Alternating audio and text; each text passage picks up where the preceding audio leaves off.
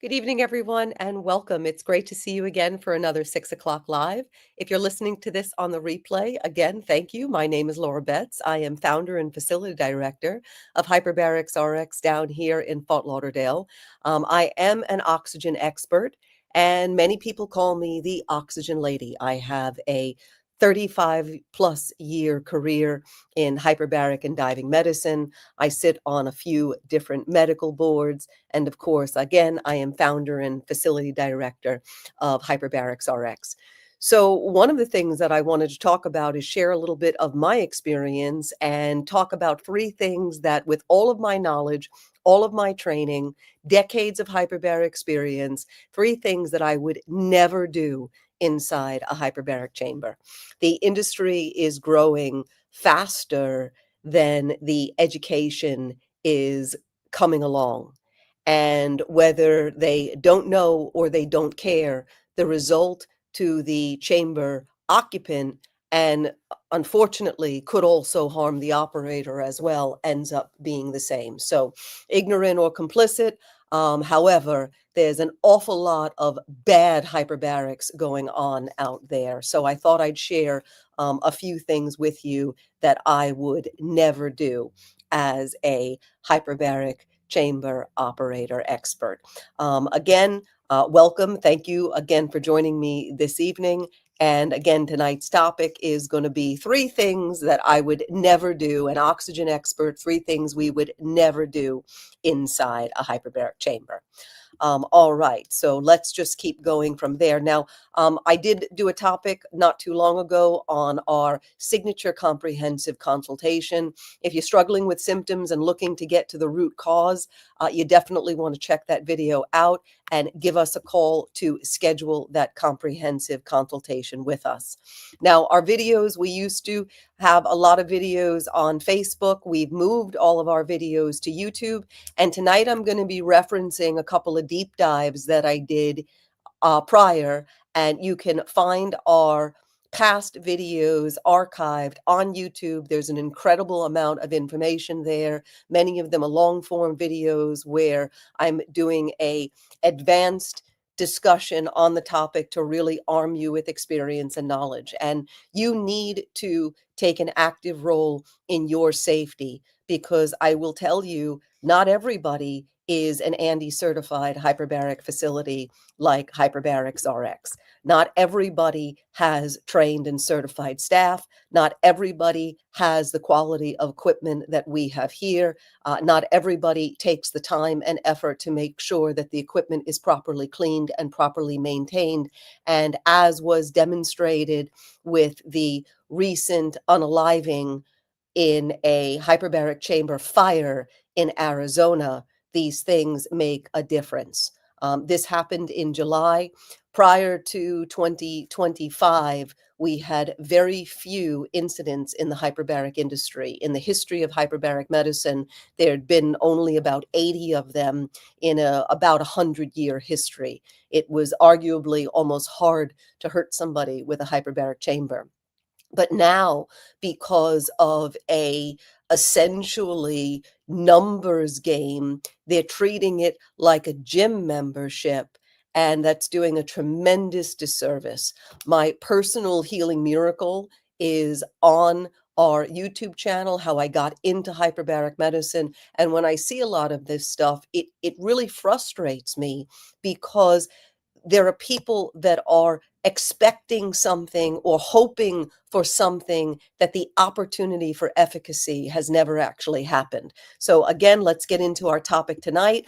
There's an awful lot more than three things that I would never do inside a hyperbaric chamber, but let me just talk about three this evening. Now, mind you, these points that I'm making, one of the things that got me on this topic was watching some short videos, and one of them was an advertisement for a hyperbaric chamber. And if you see these things, don't just walk, run. These are, again, they either don't know, they don't care, they're operating in extremely unsafe manner. In many cases, they might not even be doing any benefit. They may actually be doing some harm. So, give you a little terminology. A dive is a term for a hyperbaric session at an ANDI certified hyperbaric facility. Everything we know about modern hyperbaric medicine comes from treating diving injuries. So, you'll hear a lot of scuba lingo among established hyperbaric professionals. So, we call a hyperbaric chamber session a dive, DIVE. Again, as I mentioned, we are an ANDI certified hyperbaric facility. It is an extensive voluntary accreditation process. And of course, it really makes a very big difference. So let's talk about the first thing that I would never do inside a hyperbaric chamber. I would never wear my shoes, nor would I allow any chamber occupant, any person that I'm administering a session to wear their shoes inside a hyperbaric chamber. If you see videos of them allowing people to wear their shoes inside the hyperbaric chamber, you do not even want to get in that chamber. I would never go inside a chamber that I knew they were allowing their people to wear shoes inside. And it seems like such a simple thing, but let me give you a little education here. Again, hyperbaric's got its own set of rules. So one of the number one reasons why I would never wear my shoes inside a hyperbaric chamber, why we're not supposed to be wearing them, is of the obvious fire safety. Shoes are made with rubber synthetic materials. They can generate static electricity that can provide the ignition source for a hyperbaric fire. They have metal components. Again, these metal components can spark, and like the eyelets, the shanks inside the shoes. And then the shoes themselves, the glues, the oils, the solvents, these materials that they're manufactured with are not safe to be in an oxygen environment. They're not safe to be inside a hyperbaric chamber. Now, one of the biggest issues with why I would never wear my shoes inside a hyperbaric chamber and why I would never go inside a hyperbaric chamber is because shoes are dirty, right? We're walking around outside. So we're not just providing qualitative contamination, a lot of it all at once. We're providing quantitative contamination, a little bit over and over and over, a little bit that essentially adds up. So we've got dirt, we've got grass, outdoor debris. One of the things that comes along with outdoor debris is animal feces. And this is a great way to get a staph infection. And many systems, they have materials inside, they're not hospital grade, they have materials that are porous. So if somebody were to have animal feces come in contact with these materials, it is not likely that it was disinfected, it was not likely that it was cleaned. Oils, car grease, asphalt residue, all of these things are contaminants, and many of them are flammable contaminants. We don't want to be using flammable contaminants in an oxygen environment. Fertilizer, long chemicals. Many people that are doing hyperbaric oxygen therapy have chemical sensitivities. They may be dealing with an injury as a consequence of some kind of toxin exposure. So being inside a hyperbaric chamber with all of these contaminants, this isn't healthy. Bacteria, fungi, mold spores, all of these things can be retained inside. And this is a very common thing. Now, there is a gym model that is being used. It's a franchise gym model as a business model in the hyperbaric industry. And that model is actually based on people paying a monthly fee, and they really couldn't care less if people use the hyperbaric chamber or benefit from it. The other model is a numbers model, and it's all about quick sessions, fill the chambers, in, out, in, out. So one of the things you see is people go and work out. They're working out in the gym, and then they get in the chambers in their workout clothes, their disgusting, sweaty workout clothes with their shoes. Again, I am shocked in a a world where people are so concerned about viruses and infections that they would be just fine with going in a chamber that hasn't been disinfected. Again, this is not safe. It's not okay to be breathing in there. It's a great way to end up with skin rashes, skin infections. Shoes can also damage the chamber. And again, if they're allowing the shoes inside the chamber, it is demonstrating that they are ignorant, they are untrained, uncertified, or complicit. They don't care about safety. Hyperbaric safety is cumulative. It's doing the right things every day, all the time, and it makes a difference. And it's a reason why, as of this video, ANDI certified hyperbaric facilities have a 35-year perfect safety record in over 60 countries.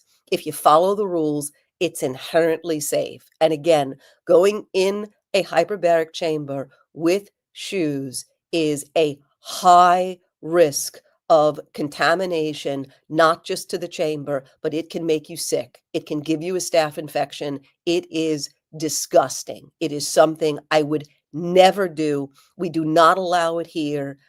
We either give them clean cotton socks to change into, again, booties.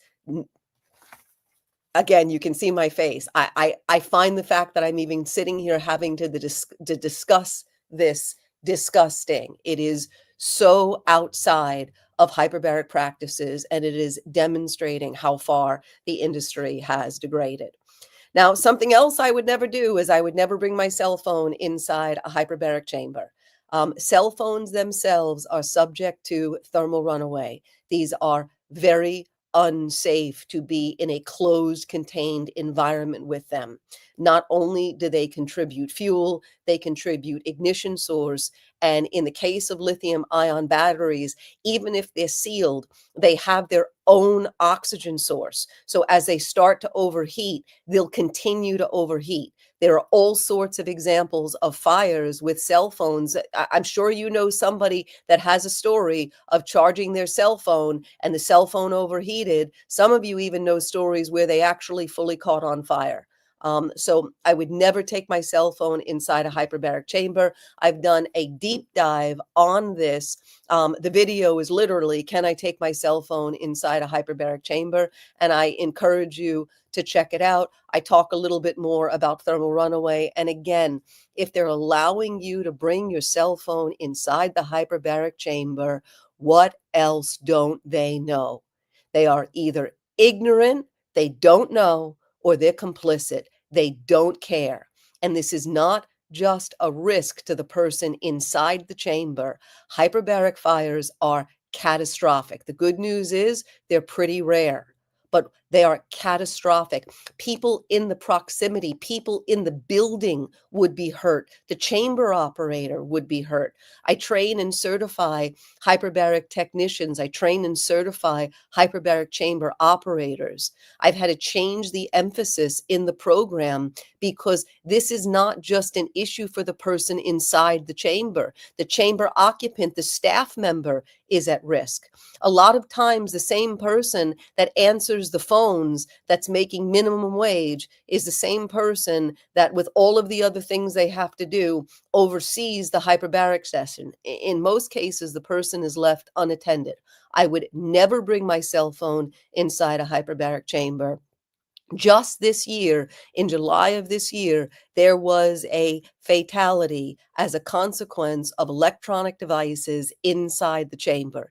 It is a highly unsafe practice, and just because they did it once, just because they got away with it, doesn't mean it's okay. Oxygen reactions are very, very complex. Again, check out the video. I've done an extensive deep dive on there. And then another thing that I would never dive without oxygen. The O in the HBOT stands for oxygen. And if we are not receiving a higher enough partial pressure of oxygen, if we're not getting enough dosage, it can be harmful.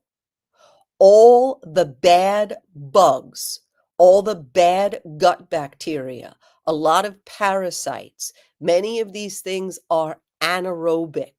When hyperbaric is done right, it is always bacteria static. It means it won't make the stuff grow.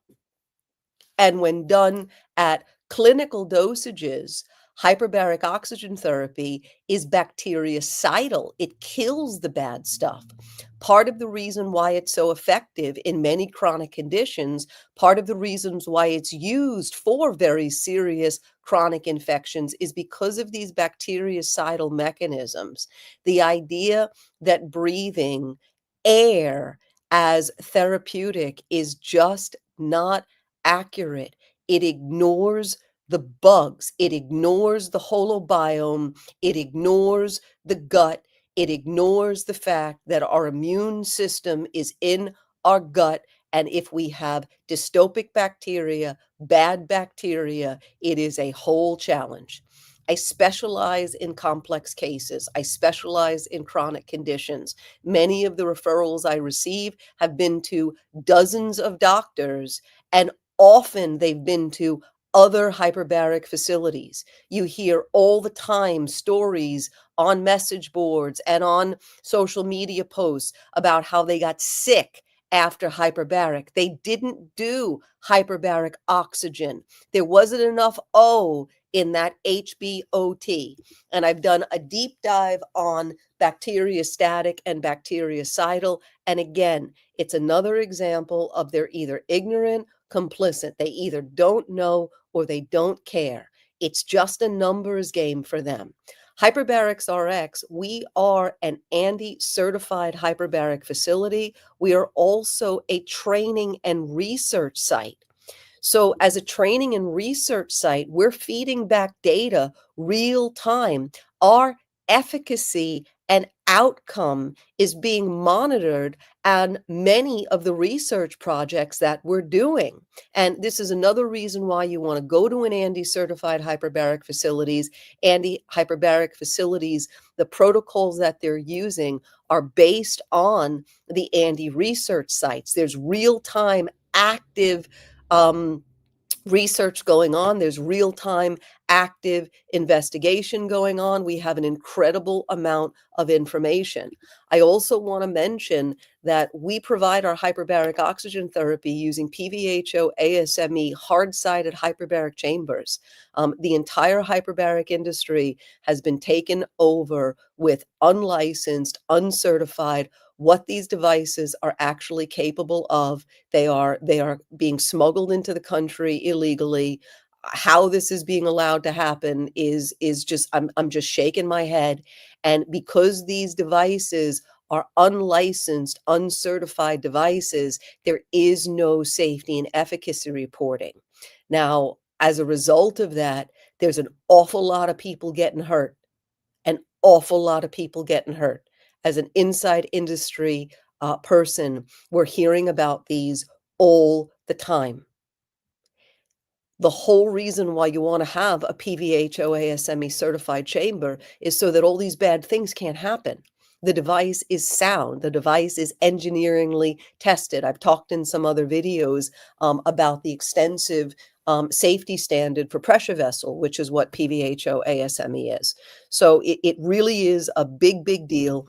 And again, I would never dive without oxygen. If it was a choice of diving without oxygen, doing a hyperbaric session without oxygen, or not doing one at all, I wouldn't do one because I understand how nitrogen, which is what's being loaded into the tissues, affects the immune system. The O in the HBOT is oxygen. I see lots and lots of videos where the oxygen masks that they're using are not being used properly. I see lots and lots of videos where they're supposed to be using an oxygen mask and they're not using an oxygen mask at all. I see lots and lots of videos where you can tell by looking at the equipment that it's not capable of supplying something called RMV. And I've done some deep dives in some of my other videos talking about this. So again, it's not all the same. There are some really big differences there. Hyperbaric does not need any more regulation. We've got plenty of regulation. What we need is enforcement. Because the industry has such a long history of safety, there were extended periods of time where there wasn't a single incident. There is very, very little enforcement going on. Professionals like myself, we would never dare do these things. We understand the consequences, and the consequences are catastrophic. There's no such thing as a little accident. It's catastrophic or it's nothing. And because of factors in an oxygen reaction, it's inconsistent. You could do the same thing 100 times, never have a problem, but on this particular day, there was a little bit more contamination. There was a difference in temperature. There was a difference in dew point. They're very, very complex reactions. So again, there really are some differences there, and we encourage you to reach out to us, get some education. We offer a free facility tour, and there really is a difference between an ANDI certified hyperbaric facility like HyperbaricsRx and just any old site out there. Again, you don't often understand just how great of a risk you're taking. And on top of that, in most cases, there's no opportunity for efficacy. So you're spending all this time and all this money for a trend. What you think you did and what you biophysically received in regards to partial pressure of oxygen, it's just not the same thing. Now, again, we are a unique hyperbaric facility. We are a holistic hyperbaric center. We are applying the modality a little different. We're looking at addressing the underlying root cause, not just using it to handle a symptom. And we offer discounted dive packages, wellness programs, and we do personalized dive plans to help your body rebalance naturally. The root of all disease is some kind of mitochondria damage, mitochondria dysfunction resulting in lack of oxygen, or some kind of lack of oxygen resulting in mitochondria damage or mitochondrial dysfunction. The body cannot heal, detox, or repair without oxygen. The presence of oxygen, real oxygen, is the absence of disease. It is an amazing modality. I've talked in earlier videos about my personal healing journey with hyperbaric oxygen therapy, and I want everybody to have the same opportunity for my miracle. I am alive because of hyperbaric oxygen therapy. The abridged version of that story is over 20 years ago. I ended up with a tumor in my right breast larger than a golf ball. 80 hyperbaric sessions later, that tumor was gone. And that's what led me to open HyperbaricsRx. So I'm very, very passionate about that. I'm sure you can see this. And I'm very passionate about safety. There's no reason to cut corners here. And unfortunately, because of the lack of enforcement, because of ignorance, a lot of people just don't know. Now, again, we offer personalized programs to naturally support and rebalance your body. And we combine a couple of different modalities. We combine quantum nutrition testing with state-of-the-art analysis with hyperbaric oxygen therapy in order to put together a personalized program to create the most optimal opportunity for efficacy.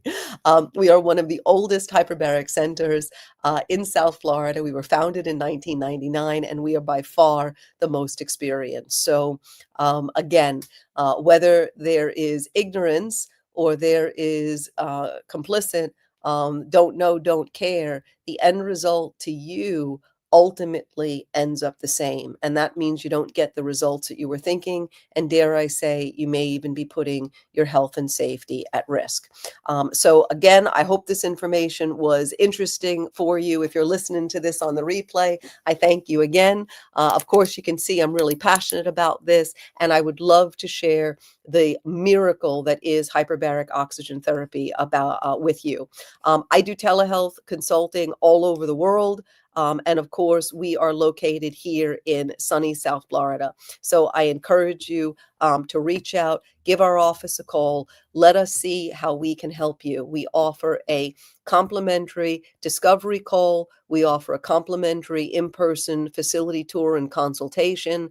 Let's see how hyperbaric can change your life. Let's see how you can get your health back. Let's see how you can improve your performance, or dare I say, maybe just we're using it proactively for longevity and anti-aging. Again, the presence of oxygen is the absence of disease. So I hope this was helpful for you, and I encourage you to check out our other videos on our YouTube channel. Again, there's a tremendous amount of information there. You need to arm yourself with knowledge. You need to ask questions. Don't take the safety for granted. Don't take the sanitary for granted. Don't take the training for granted. More often than not, none of that is present, and your health and ultimately your life depends on it. Again, my name is Laura Betts. I'm founder and facility director of HyperbaricsRx down here in sunny South Florida. I thank you so much for joining me this evening. We do these every week, 6 o'clock on Mondays. Again, if you're listening to this on the replay, awesome. And I look forward to seeing you on our next live next Monday at 6 p.m. Have a great evening, everybody. Signing off.